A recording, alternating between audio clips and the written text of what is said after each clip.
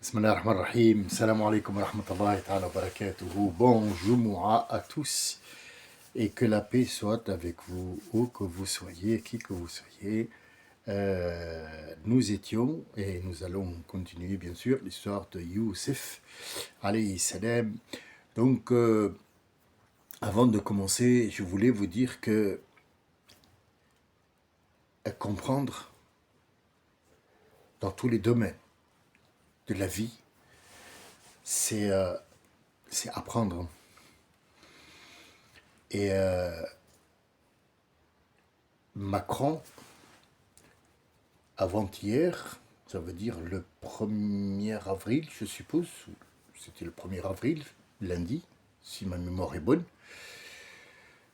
2026, est allé faire sa tournée en Asie. Il a commencé par le Japon, qui est un ami et un allié pour la France, et ils ont en commun un projet.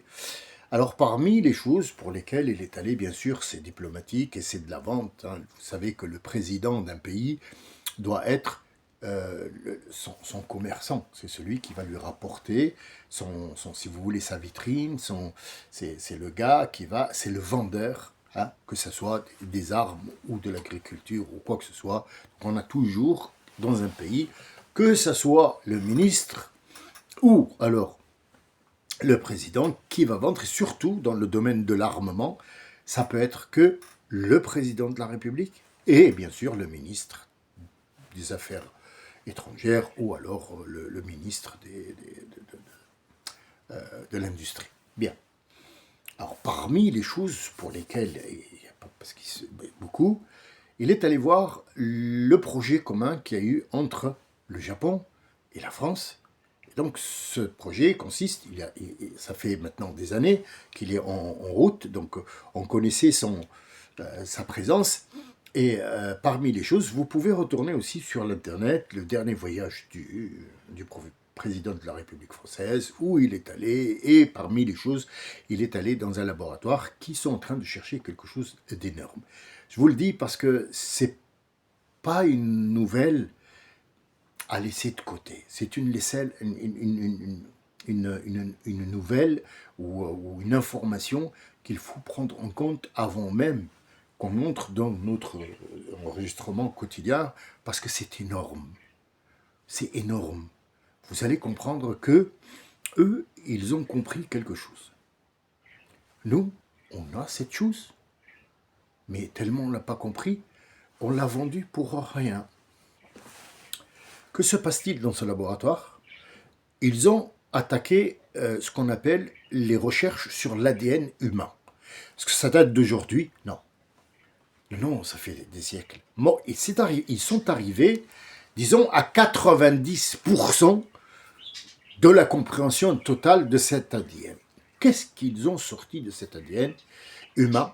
Ils ont sorti ce qu'on appelle une petite molécule, une partie, si vous voulez, une goutte, une cellule, appelez-la comme vous voulez, d'un seul ADN, ça veut dire d'un seul, si vous voulez, signe de l'ADN qui comprend énormément de gènes. Donc ils ont pris un seul gène et ils ont sorti une cellule de ce gène et ils ont découvert que cette cellule-là, elle représente, comme si tu dirais, un disque dur ou alors une clé USB qui peut contenir, tenez-vous bien, ce sont des informations qui sont avérées, vraies, véridiques et surtout, implacables.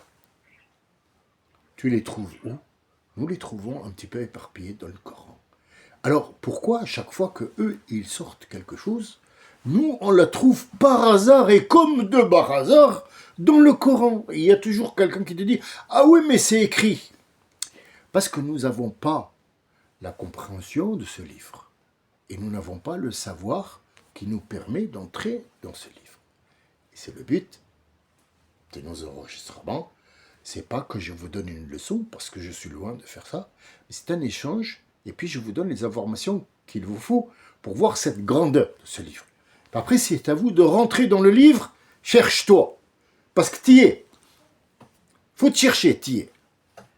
C'est à toi de te chercher là-dedans, que tu sois femme ou homme. Il n'y a pas de différence. Après, il y a des règles. Il y a ce qu'on appelle l'haram. Il y a le différent. Il y a celui qu'on ne veut pas, celui qu'on évite, celui qui est interdit. Pour des raisons. Et toujours, il y a toujours une cause, il y a toujours une raison. Qu'est-ce qui fait ce disque? Qu'est-ce qu'on va faire avec ce disque, sachant que l'ADN dans l'être humain, la salive, la sueur, juste l'empreinte, l'huile qui reste sur l'empreinte, où on la touche, on laisse une empreinte, l'air qu'on respire, on peut prendre juste un fragment de cette peau qui s'enlève tous les jours, puisque tous les jours on mue. Non, il n'y a pas que le serpent qui mue. Tout être humain qui vit sur la terre, tous les jours, il y a la petite peau infime dans tout son corps qui s'enlève pour qu'il y ait une autre qui la remplace jusqu'à un certain moment où il dessèche, où il a une maladie, ou peu importe. Mais généralement, tous les jours, vous pouvez secouer votre drap, si vous en avez. Vous verrez que la moitié est dans, par exemple, la couette, mais l'autre moitié est sûrement dans les draps et dans les vêtements, le pyjama qu'on porte. Donc, vaut mieux changer, puisque c'est des peaux mortes qui favorisent beaucoup de choses, y compris les acariens. Parce que les acariens mangent ça. Subhanallah al-azim. Qu'est-ce qu'il y a dans ce disque? Qu'est-ce qu'on peut mettre, monsieur le chercheur français et japonais? Alors, il a expliqué au président de la République française qui a fait le sourire à l'envers. Ça veut dire, voilà, on y est arrivé, on y est enfin. Ce disque, il contient tout le génome de cette personne. Juste une cellule. Et qu'est-ce qui peut, ce disque, parce qu'il est vide, tout le génome de cette personne, toute sa vie, ses ancêtres, elle est là. Sauf que pour entrer dans cet ADN, il faut une clé.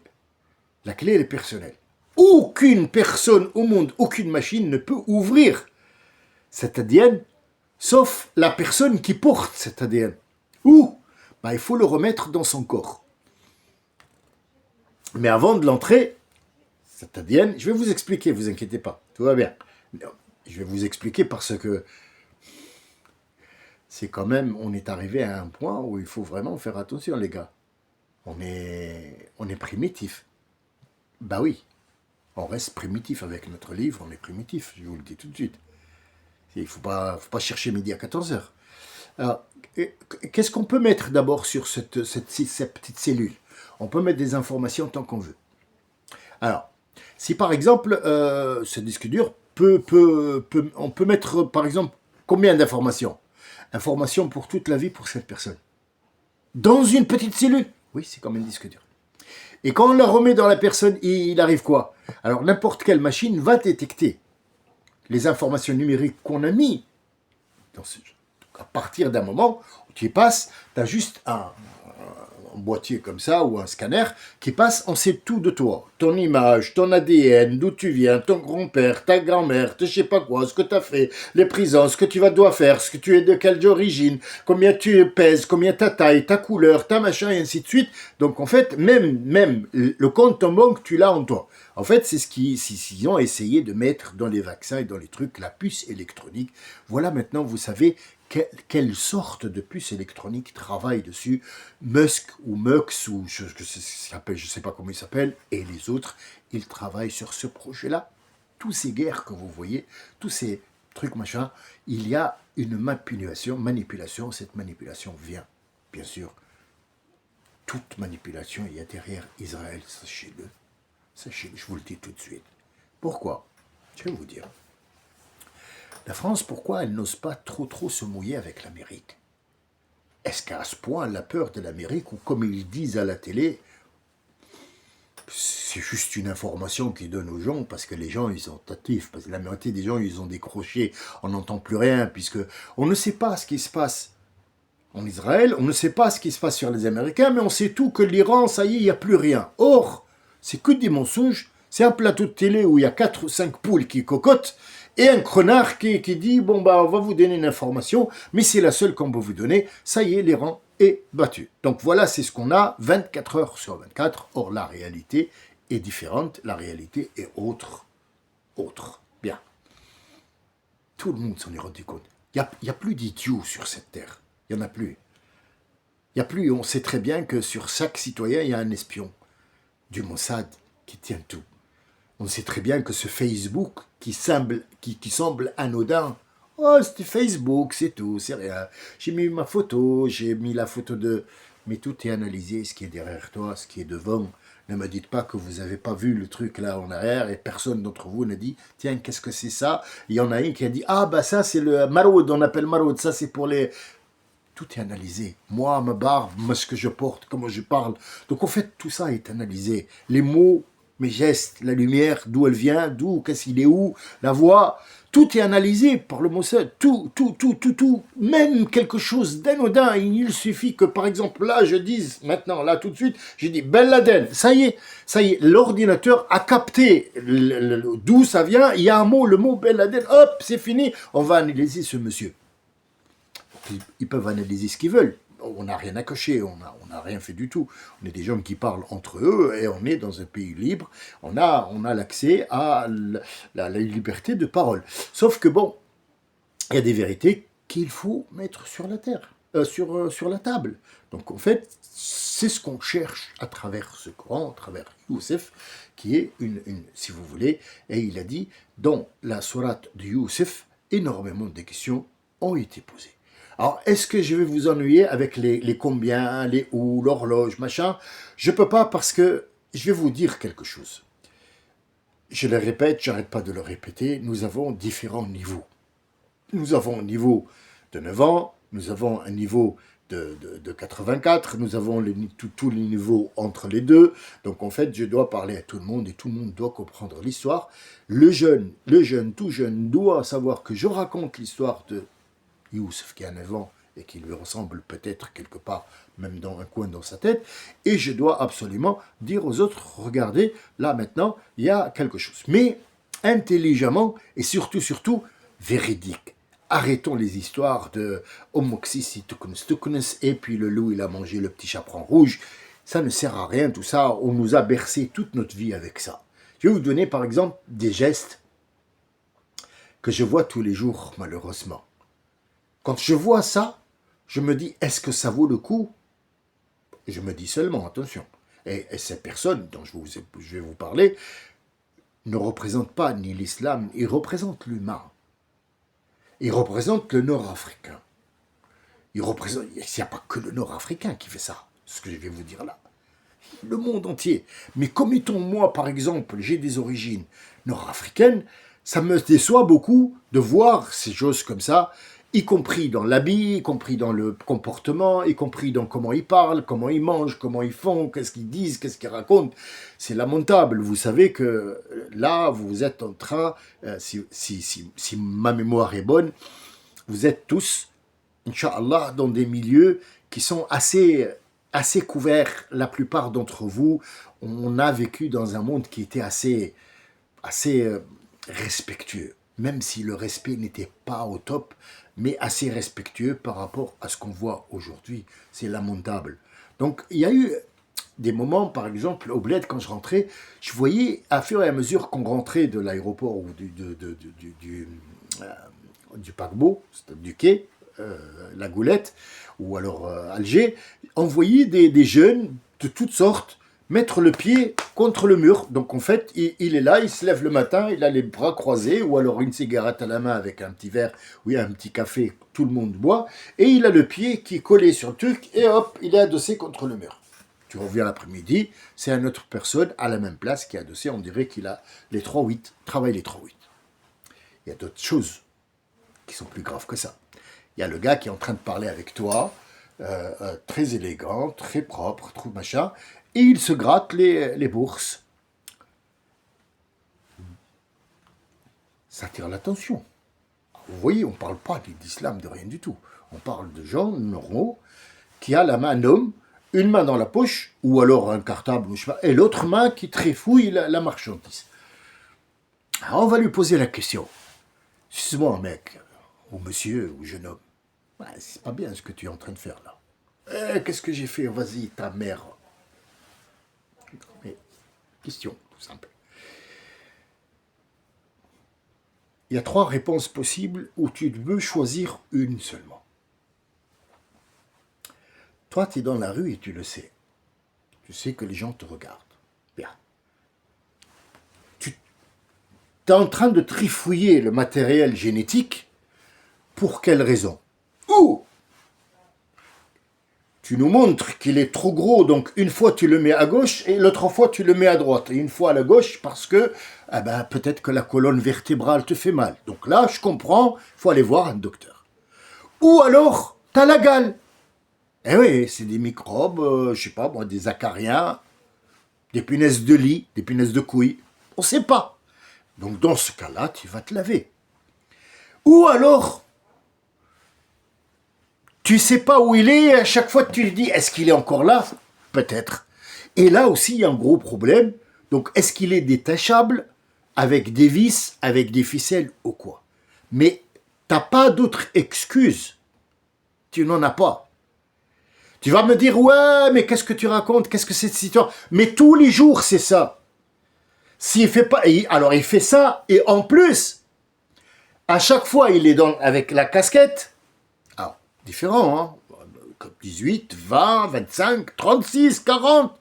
Et alors, tu as une flaque devant l'arrêt du bus ou devant le magasin où ils se rassemblent. Tu as une flaque de crachat.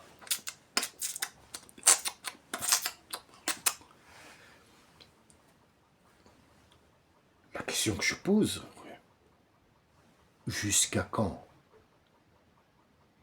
Jusqu'à quand? Et qu'est-ce que ça veut dire? Est-ce que ça a une signification? Est-ce que c'est ça le mal? Est-ce que tu veux nous dire que tu es un mal dominant? Le mal dominant crache? Le mal dominant, il se gratte les parties génétiques? J'ai jamais vu ça, en fait, sauf chez les macaques. Je sais pas. Après, bon, tu me dis, ouais, mais c'est des jeunes. Mais ils sont pas jeunes, ils sont dans le café, c'est la même chose. C'est la même chose, ça pue les cigarettes, ça pue les pieds, ça pue les trucs, et ça sert à rien du tout. Passons à une femme. Alors, le spectacle qu'on voit maintenant, il a toujours existé, n'est-ce pas? Surtout dans notre pays, là-bas aussi, hein? Que ce soit Maroc, Algérie, Tunisie, alors je vous raconte même pas l'Égypte, parce que c'est encore pire, et vas-y jusqu'à arriver en Syrie. Une femme, ça se maquille. Rien de nouveau à l'horizon. Le problème, c'est que la question que tu vas poser, donc quand tu vois une jeune, disons que les vieilles, enfin les vieilles, j'aime pas le mot vieille, mais de la vieille génération, malheureusement, ils ont grandi avec ça. À une certaine époque, ils lui ont dit, il faut ma cosmétique et machin. Bon, les cosmétiques s'est installé. Maintenant, il faut absolument mouiller les cheveux. Ibn Tira, wallahi, mouiller les cheveux et sortir, c'est pas bien. Ni en été, ni en hiver. Ça peut te rendre malade et à un certain moment, tu vas avoir des migraines, tu vas avoir la perte de cheveux. Ce shampoing, il te fait perdre les cheveux. La plupart des jeunes maintenant, ils sont vides, leurs cheveux, ils sont vides. Ils sont vides, alors ils vont mettre des tresses, ils vont mettre des trucs. Mais c'est ce shampoing que tu mets. Il est cher pour que tu puisses perdre les cheveux. C'est ça le problème que tu ne veux pas entendre. Bien, l'autre c'est, alors, elle te met, alors, elle te met la première couche de rouge à lèvres. La deuxième couche de rouge à lèvres, pour qu'il soit les rides de, vous savez, les rides des lèvres, ils sont chez tout le monde en fait, parce qu'ils bougent, les lèvres bougent, et donc elles ne peuvent pas être sans rides. Mais ils veulent la faire sans rides, et puis après, il y a le contour en plus foncé pour qu'on puisse voir bien le détail de sa bouche. Et vient la couche de finition. La couche finition pour qu'on puisse rendre l'appartement bien comme il faut, de gloss, vernis, comme la voiture. On va le vernir pour plaquer cette couleur-là. En temps de pluie ou quoi que ce soit, la couleur reste là, donc elle est tous les jours revisitée. Tous les jours, on l'amène à la carrosserie pour refaire la façade. La question, sans aller voir le fer à joue et les machins et les trucs, la question est, jeune fille, dis-moi, Pourquoi tu fais ça? Ouah, je suis libre, moi je suis libre, ferme ta gueule, qu'est-ce que tu m'en casses? Ah, ça va, ça va. Mais tu as trois réponses. La première, c'est que tu veux briller. Mais c'est pas là la question. La question, tu veux briller pour faire quoi? Pour que les gens te regardent. Quel est le but que les gens te regardent? Tu veux être une statue, un musée? Dis-moi, explique-moi. Tu veux être une voiture? C'est quoi le projet dans ta tête? Bien. La deuxième, c'est que tu veux attirer l'attention de ces femmes pour leur dire, regardez, moi je suis plus belle que toi. D'accord? Ça, je te l'accorde. Des jalousies, on veut toujours être meilleur. Pas mieux. Non, meilleur. Dans tout. Dans tout, dans l'habit, dans le truc, voilà, t'as acheté, bah moi j'achète, tu vois, je suis du même niveau que toi, tu peux pas me dire je suis mieux que toi, bon, moi, mon père s'est endetté pour que j'achète des Nike, est-ce que je vole avec? Non, non, tu voles seulement. Tu voles pas avec, mais tu voles, oui, avec. Bien, la deuxième réponse, c'est que tu attires l'attention de ces femmes en excitant leur mari à côté. Est-ce que c'est une bonne idée? Parce que le fait que tu te décores, c'est pas pour la femme. On est bien d'accord. Tu veux anéantir cette dame-là pour que tous les hommes, les autres, te regardent toi. Mais tu vas faire quoi avec tous ces hommes qui te regardent? Je n'arrive pas à comprendre. Il est déjà marié. Bon, il y a des jeunes hommes, oui, mais des jeunes hommes, est-ce que tu vas tous te les marier ou t'en choisis un? Et si t'en choisis un, pourquoi tu vas pas directement lui dire bonjour, je m'appelle Zulaïkha et je suis là? C'est tout simple. Non, c'est pas plus simple comme ça que de se maquiller et sortir comme un clown. Donc se maquiller, il n'y a pas de honte à ça. Le monsieur, il va se raser, il va s'enlever, il y a des poils du nez qui dépassent, il va sentir bon, il va se peigner, il va voilà, déodorant, ainsi de suite. Mais une femme aussi, elle a le droit de ne pas avoir des sourcils d'homme comme ça. Elles veulent que ses sourcils soient. Je comprends tout à fait. Donc il ne faudrait pas aussi qu'elle ait un petit peu des poils qui sortent parce qu'elle a un duvet qu'elle a enlevé quand elle était jeune. On lui a dit tiens enlève ça et puis jusqu'à aujourd'hui elle souffre. Il faut absolument qu'elle se fasse le visage. Je comprends aussi. Mais d'ici à mettre 5 couches de peinture plus le gloss, ça veut dire deux couches de finition en vernis.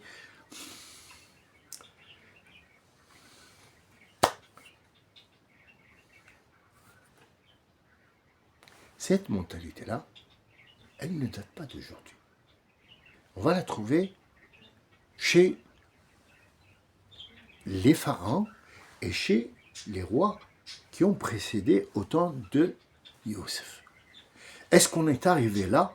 Vous allez voir qu'après un certain moment, peut-être 2 enregistrements, ce que je viens de vous dire là, il y avait à l'époque la même chose, sauf que il y avait le remède.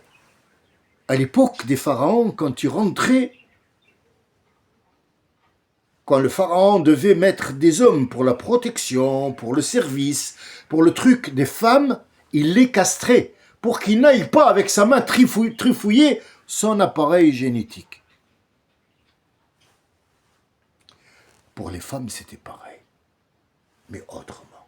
La femme allait directement au but, et ça, le pharaon ou le roi de cette époque-là, bon, le royaume n'était pas, c'était en temps de Youssef seulement.